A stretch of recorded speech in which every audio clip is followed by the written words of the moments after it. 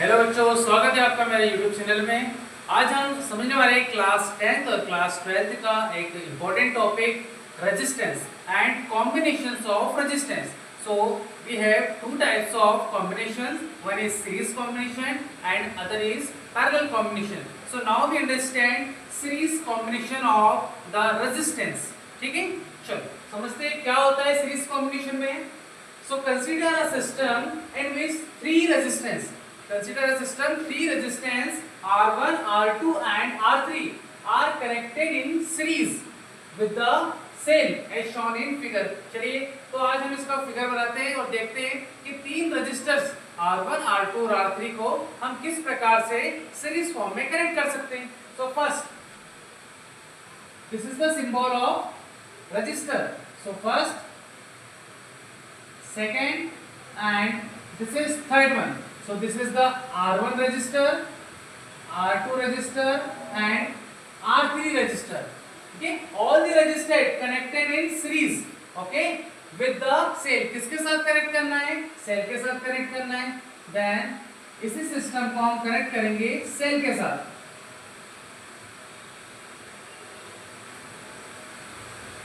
ठीक है बच्चों, आपको एक बात पता होना चाहिए कि हम रजिस्टर को सेल के साथ कनेक्ट कर रहे हैं या बैटरी के साथ कनेक्ट कर रहे हैं। What is the main difference between cell and battery? कभी भी अगर हम सेल की बात करते हैं तो cell having only positive and one negative terminal, one positive and one negative terminal. But जब हम बैटरी की बात करेंगे तो नंबर ऑफ सेल्स से मिलकर एक बैटरी बनती है। It means we have multiple cells combination, then this is called battery. Then यहां लगा दिया अपन ने सेल, इसका पोटेंशियल डिफरेंस हो जाएगा B एंड सेल से पॉजिटिव टर्मिनल से नेगेटिव टर्मिनल तक क्या फ्लो होगा? करंट फ्लो होगा। This is the current, it's I। ठीक है, हम पहले ही पढ़ चुके हैं ओम्स लॉ में V I और R का relation V IR according to Ohm's law. Then अब अगर हम बात करें पोटेंशियल डिफरेंस की, जब ये पोटेंशियल डिफरेंस R रजिस्टर के लिए चलेगा, पहले रजिस्टर के लिए, तो पोटेंशियल डिफरेंस हो जाएगा R1 के लिए V1 एज इट इज। अगर हम बात करें पोटेंशियल डिफरेंस के R2 रजिस्टर के लिए, तो इसका रजिस्टर के लिए पोटेंशियल हो जाएगा V2। एंड अगर हम तीसरे रजिस्टर के लिए बात करेंगे कि इसका पोटेंशियल डिफरेंस क्या होगा, तो इसका पोटेंशियल डिफरेंस हो जाएगा V3।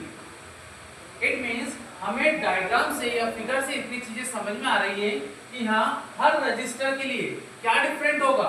यहाँ डिफरेंट होगा उसका पोटेंशियल डिफरेंट, बट सेम क्या होगा? सेम होगा उसका करंट।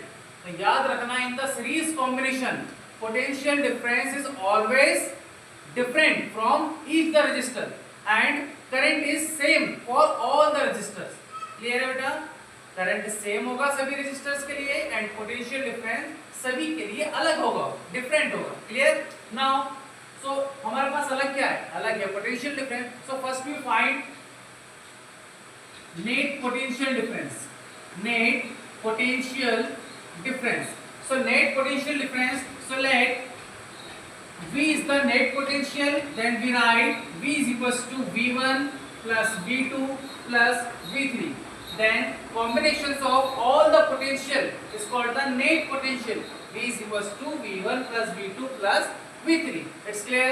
Then इसको हम मान लेंगे इक्वेशन नंबर 1। इतना समझ में आ रहा है आपको? Then now we know that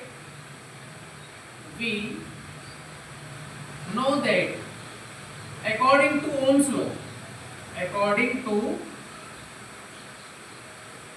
law, what is the Ohm's law? We know that according to the Ohm's law, potential difference is directly proportional to the applied current. ठीक है, it means V is equals to IR। हम जानते हैं ना Ohm's law के according क्या होता है? V is equals to IR होता है। Then when you want to find the value of V1, तो क्या लिख सकते हैं हम? अगर हमें V1 की वैल्यू निकालना है तो लिख सकते हैं हम V1 is equals to I। I1 क्यों नहीं लिख रहे? Because current is same। यहाँ लिख देता हूं मैं I, it means current क्या होगा बेटा?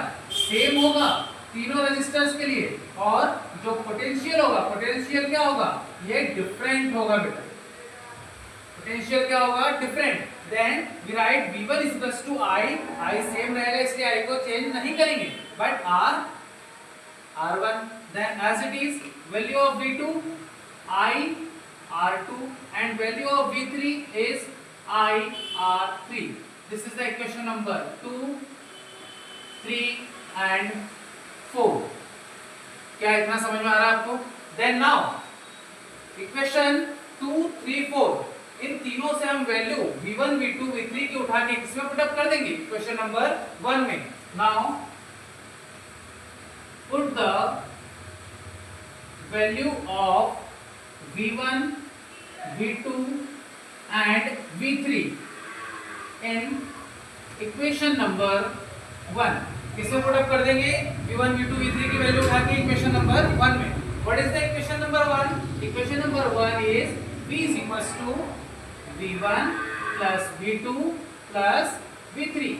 And what is the value of V? Value of V is also given IR. Then in place of V, what we write? IR. Then in place of V1, V1 की value कितनी है बेटा? IR1. IR1 plus V2 की value IR2. Then plus V3 की value कितनी हो जाएगी? IR3. Then what we write? अगर हम इसे कंबाइन करेंगे तो लेफ्ट हैंड साइड तो इसका सेम रहेगा IR is equal to right hand side में से I कॉमन निकल जाएगा.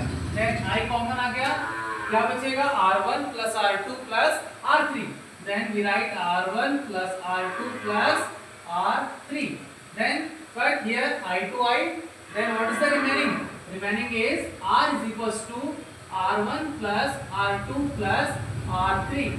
Then we write RS because